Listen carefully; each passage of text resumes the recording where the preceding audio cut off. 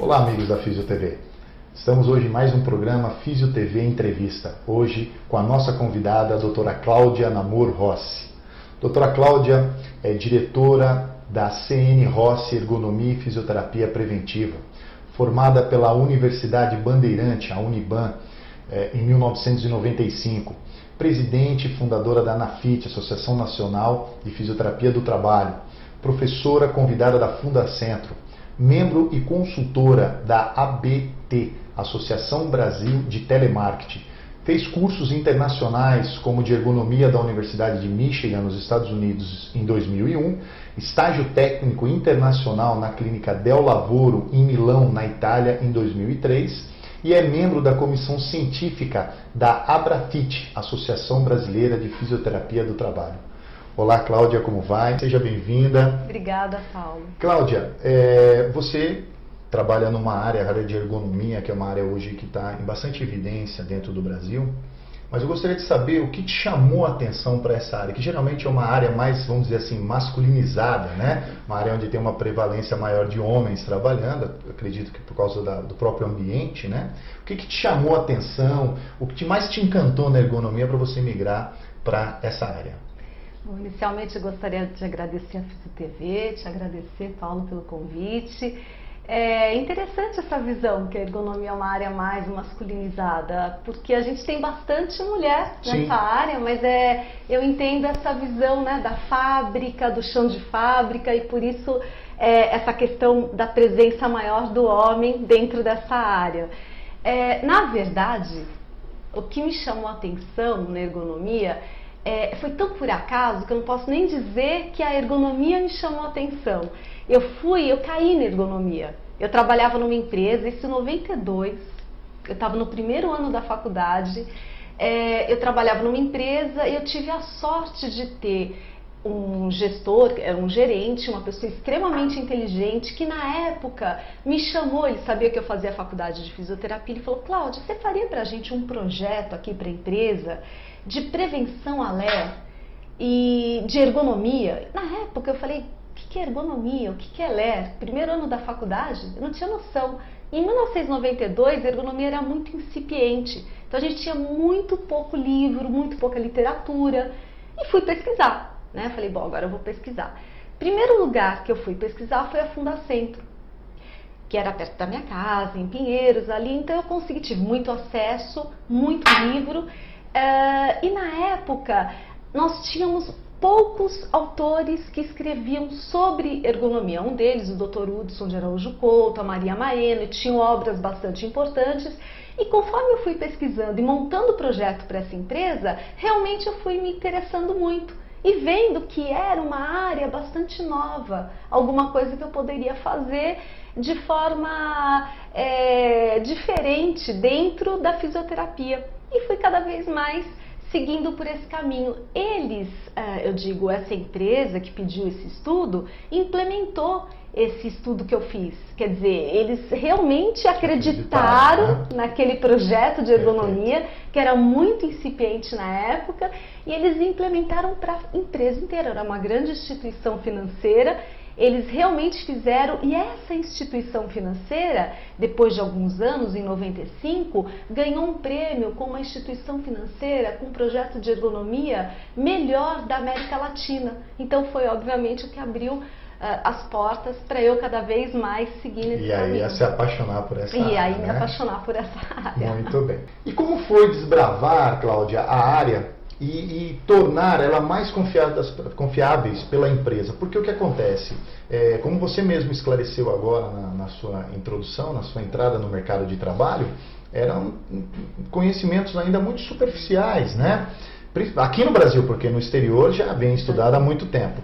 E como foi isso? Como foi você, ainda estudante, e depois de se formar, você desbravar essa área de ergonomia e trazer essa credibilidade, essa crença que as pessoas têm realmente nas respostas positivas da ergonomia frente ao trabalho, né, da empresa? Pois é.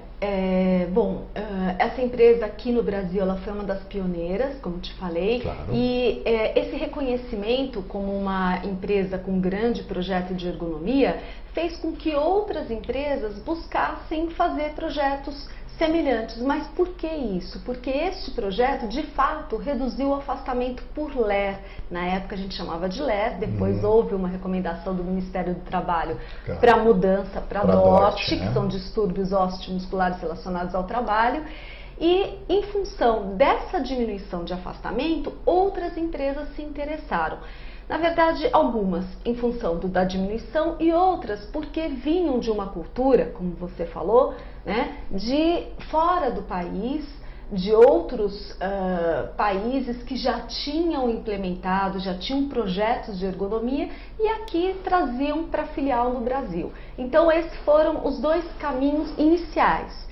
Por quê? Quando eu prospectava uma empresa, ou seja, quando eu ligava para uma empresa para falar que eu trabalhava com ergonomia, as pessoas não entendiam o que era ergonomia. Não sabia exatamente o que se tratava, né? O que você poderia atuar dentro da empresa. Exatamente. Né? Até perguntavam, o que é economia? Não, ergonomia. Tinha que explicar exatamente o que era. E então tinha uma grande dificuldade deles entenderem qual era o objetivo, por que eles iriam investir em ergonomia, por que uma fisioterapeuta fazendo ergonomia, né? Mas tudo isso foi no início da década de 90. Mas para o final da década de 90, algumas outras questões corroboraram para que a ergonomia tivesse uma maior presença nas empresas. Uma delas foi a NR17, que é uma norma regulamentadora que a gente tem do Ministério do Trabalho, e portanto é uma expressão da lei. Essa norma regulamentadora 17, ela se refere à ergonomia e ela diz que todas as empresas têm que ter um projeto de ergonomia, ou seja, é obrigatório. Então, a partir daí, as empresas começaram, por livre e espontânea vontade, não só porque tinham alguma recomendação da matriz ou porque, de fato, estavam com um problema sério de afastamento por DORT, mas sim porque existia uma recomendação legal e até hoje é assim, né? Então foi dessa forma que as empresas começaram a procurar os serviços de ergonomia.